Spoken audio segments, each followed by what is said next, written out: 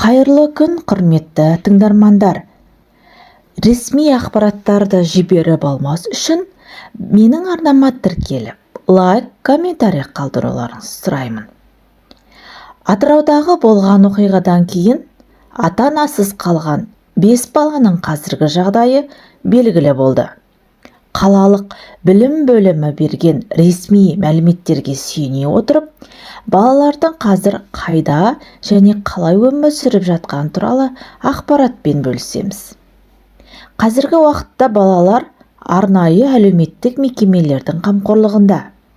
Отбасының үлкен 3 баласы бейімдеу орталығында, ал 1 және 3 жастағы 2 кішкентай бүлдіршін балалар үйіне орналастырылды. Мамандардың айтуынша, балалардың жағдайы тұрақты. Оларға қажетті медициналық тексерулер жүргізіп, психологиялық көмек көрсетілуде.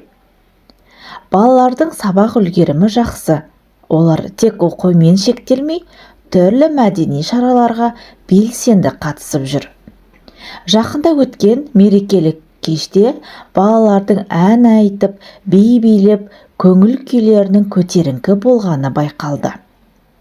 Балалар жалғыз емес. Ата мен әжесі демалыс күндері немерелеріне үнемі барып, қолдау көрсетіп тұрады. Балаларды психологиялық соққыдан қорғау мақсатында оларға әлеуметтік желілерде қолдануға рұқсат берілмеген. Соның арқасында олар болған оқиғаның егжей-тегжейлі туралы толық хабардар емес. Біз балалардың болашағына сәттілік тілейміз.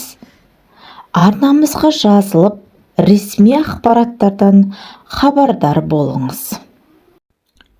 Құрметті тыңдармандар, менің арнамнан келесі қандай әңгіме, қандай оқиғаларды күтесіздер? Өз ой-пікірлеріңізді жаза отырыңыздар. Бұл біз үшін аса маңызды.